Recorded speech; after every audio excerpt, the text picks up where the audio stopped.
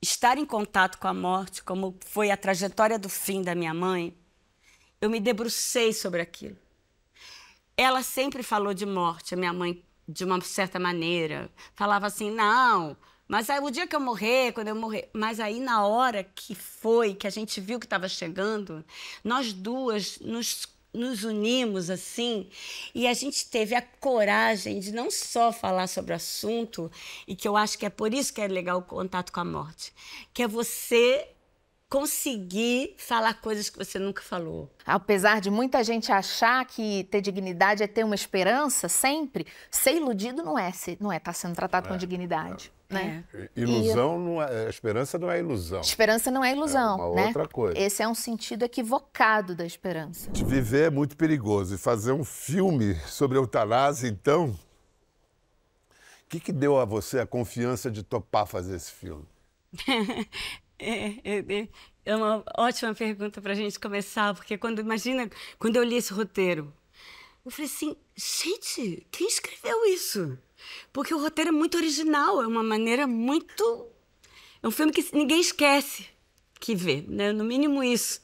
Né? E eu falei, quem é esse Paolo Marino Blanco? Né? E eu falei, eu quero falar com ele.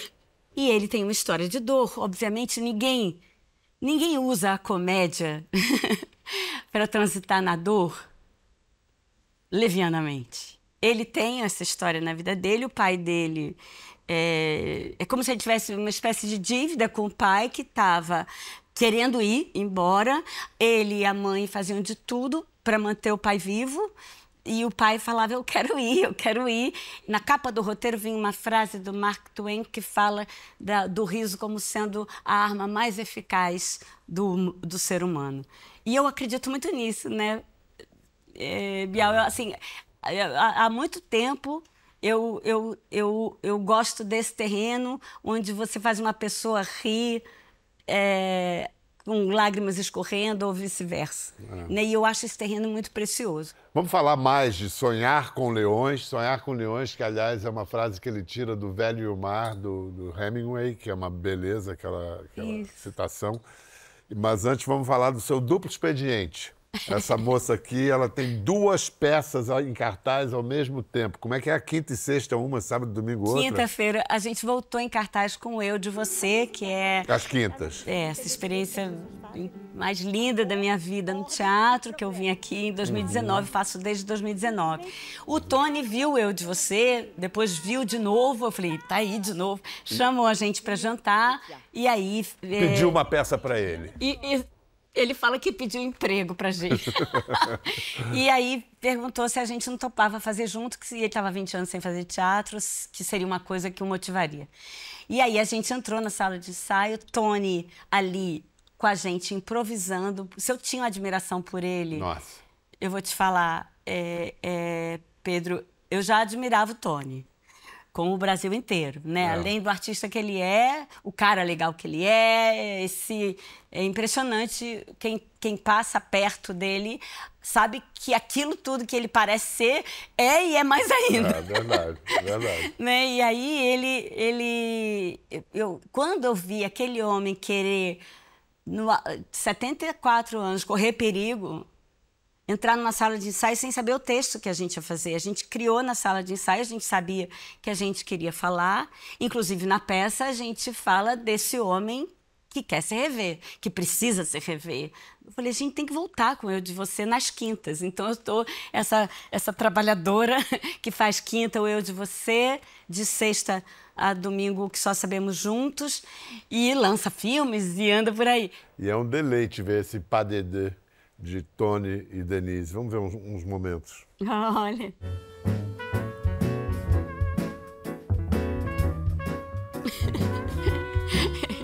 Ele fala que a gente botou ele para dançar. Kenia Dias faz nossa direção de movimento, botou ele para dançar. Ele dança, ele canta. Topa tudo, que coragem. Topa tudo, corajoso pra caramba.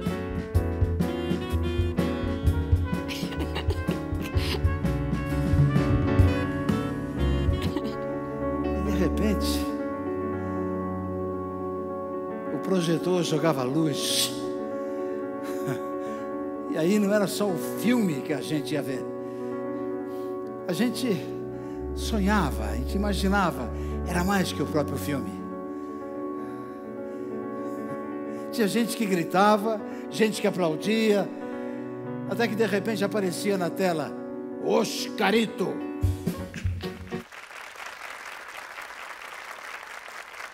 Antes eu queria contar uma história que Denise compartilhou nas redes, no dia 6 de julho de 24, que era aniversário de 83 anos de Vilma, da mãe dela, e ela conta como é que a mãe foi a primeira escola de teatro dela. Posso ler o post? Por favor. Minha mãe se fingia de morta. Éramos crianças. Chamávamos por ela e ela continuava ali, inerte, no sofá. Quando estávamos prestes a chorar, ela acordava com uma gargalhada divertida, rompendo com o nosso possível desespero. Fomos nos acostumando com a brincadeira. Brincadeira de péssimo gosto, eu sei. Mas na época eu nem sabia o que era gosto. Acabava achando divertido, ou achava que devia achar. E o alívio que eu sentia ao ouvir a gargalhada dela era realmente um grande prazer. Na minha memória ficou mais o alívio do que o desespero. Acabei achando o meu divertimento em brincar com aquela morte. Por vezes eu até encenava um desespero a mais para que ela ficasse feliz com a eficácia da encenação de sua bela adormecida, de quem já bem sabíamos a ressurreição. Travávamos, só hoje percebo, uma pequena competição de fingidoras. Eu fingia desespero para fingir acreditar no que ela fingia. E ela talvez já fingisse acreditar no meu desespero fingido. Mas nunca falamos sobre isso, nem institucionalizamos a brincadeira como teatro. Eu cumpria bem o meu papel, queria que ela acreditasse que eu ia chorar muito se ela morresse. E ia, e vou.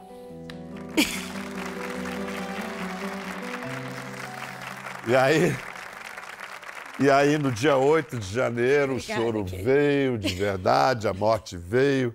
E a gente tem imagens muito lindas de mãe e filha ao longo do processo, a vida saboreada ao limite do possível. Vilma, 83 anos. Denise, essas cenas na praia são muito impressionantes porque o filme também tem o seu apogeu na praia, né? Biel, obrigada por se mostrar, porque, na verdade, ontem a gente viu o primeiro corte do documentário que a gente está fazendo sobre o Eu de Você. E o Pedro falou que eu quero levar a vovó e a mamãe de volta para a praia, porque eu conto no Eu de Você uma história que minha mãe nadava essa, porque fingia de morta, ela também pegava a touquinha dela, botava e ia para o fundo nadando assim. E eu que ficasse berrando, volta mãe! Minha mãe fazia a mesma coisa, Denise, a cabecinha branca, quase 80 anos, ela nadava em Ipanema, a cabecinha branca dela sumia! E você ficava gritando. Eu já conhecia aquela maluca. Eu ficava gritando, volta mãe! E você acha que ela voltava? Não. E depois já me ensinou eu e meu irmão a nadar no mar do Rio de Janeiro, na arrebentação. Fura! Bate a perna! Aí você imagina que o Pedro, quando foi perguntado o que você quer fazer no documentário, eu quero levar a vovó e a mamãe pra praia. E a gente carregou ela na areia, porque ela já estava na cadeira de rodas. E essas cenas da praia são... E isso é lindo no filme. É a Praia Vermelha. Ah, claro, lógico. Praia da minha infância, a praia onde eu aprendi a nadar. A praia do Marechal Cândido Rondon, nadava aí quando era estudante do Colégio Militar na Praia Vermelha. Escuta, Denise, existe preparação possível para a morte? Ai, Betina, obrigada. Olha, Pedro, é um assunto que ninguém quer falar, né? Talvez a minha mãe falasse com mais naturalidade, mas ela sempre falou com muita naturalidade. Mas eu acho que estar em contato com a morte, como foi a trajetória do fim da minha mãe, eu me debrucei sobre aquilo.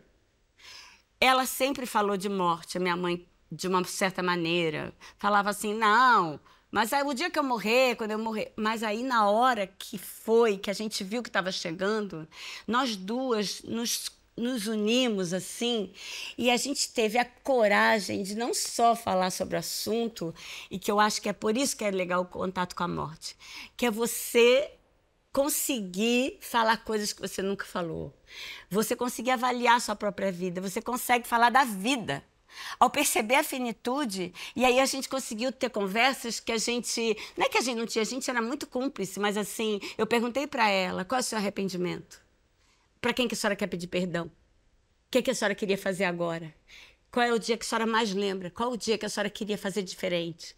Então eu tive essa coragem, e ela também, de falar, a gente falar, eu pedi perdão para ela de coisas que eu nunca tinha pedido perdão. Tem pessoas que falam assim, ai, que assunto, não quero falar. Dá pra gente mudar de assunto? Eu tenho a impressão que às vezes a pessoa tem que investigar se dentro dela não tem algo, vou usar uma palavra aqui esquisita, morrido. Porque eu acho que falar da morte, compreender a finitude, imediatamente te coloca uma urgência de viver e de cuidar da sua vida e de pensar o que você vai fazer aqui. O Paulo falou para mim de uma meditação, ele foi uma época para a Índia, teve em mosteiros lá, ele é muito incrível, o Paulo Marino, ele é muito incrível. E ele falou que tem uma meditação que se faz na Índia, que é, você marca o dia da sua morte para daqui a 1 ano. E você marca lá na agenda, ou daqui a 8 meses. E você programa o que você vai fazer até a sua morte. Porque a gente vive como se não fosse morrer.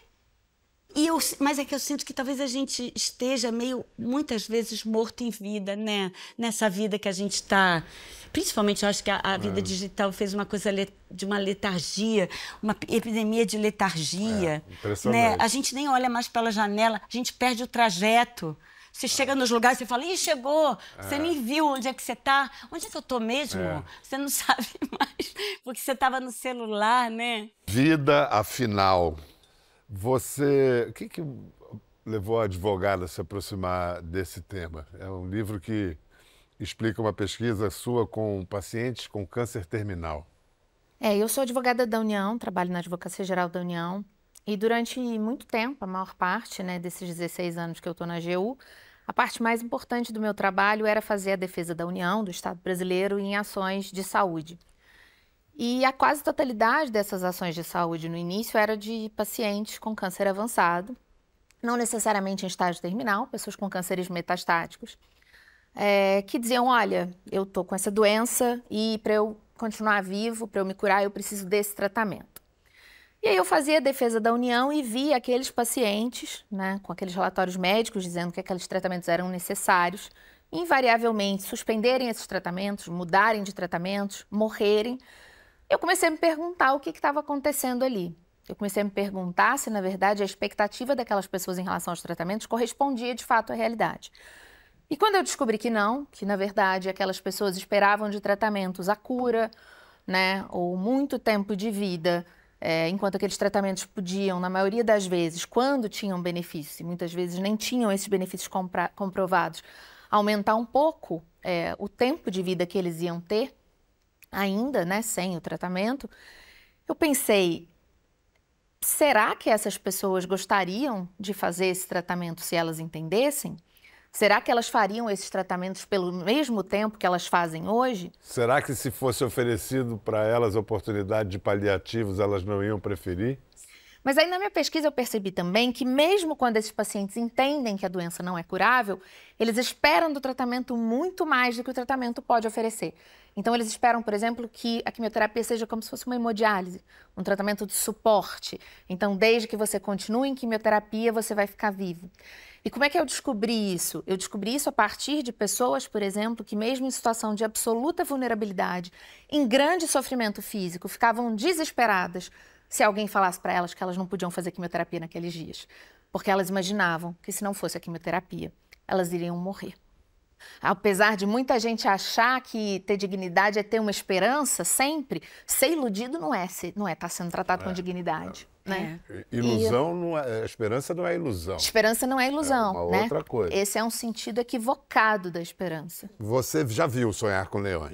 Sim. E é um filme que desperta controvérsias, porque no seu início farsesco, se fala com muita clareza sobre suicídio, que é um tema tabu, existem normas. Você acha que esse filme que Denise fez, que o Paolo, né, corre um risco necessário, tem que correr? Eu acho que esse filme repensa diretrizes que a gente estabeleceu sobre como tratar de suicídio, porque essas diretrizes não me parece que estejam nos ajudando tanto em relação ao assunto, né? Será que um filme que desglamoriza o suicídio como eu nunca vi ser feito na arte? Isso é um ponto muito importante, né? A OMS propõe isso, diz, olha, a arte deve evitar glamorizar o suicídio, né? Ali não tem glamour ali nenhum. é a desglamorização absoluta. Para mim, o filme é um anti-gatilho muito forte, né? É totalmente diferente do que a gente tem lá, né? Quando a gente teve o Jovem Werther, os sentimentos do Jovem Werther, que vem daí, né? O efeito Werther, do efeito contágio. Vem o efeito epidêmico. Que é uma glamorização. Que a pessoa quer, ela tá numa situação. Mas ali era o romantismo alemão, gente. Completamente, né? Então não dá pra gente simplesmente pegar isso lá de trás e aplicar. E aplicar agora, ao ainda século mais XXI. com diretrizes que a gente criou antes da internet. E com um excesso de informações, vamos combinar, incontrolável. Incontrolável. Pode botar todas as diretrizes do mundo, é incontrolável. Internet, a pessoa quer saber, vai saber, gente. E aí é muito importante, desculpa, Denise, a gente lembrar que a Gilda é uma pessoa com uma doença que ela sabe que vai matá-la em pouco tempo. Não é uma pessoa com uma questão ali, né, que ela fala, minha vida não vale a pena. Na verdade, ela queria... Até tem essa oposição quando ela encontra um amor quando no ela final. Encontra... Mas não vamos contar não vamos muito. dar Mas ela é uma assim, personagem que quer viver. Que quer viver.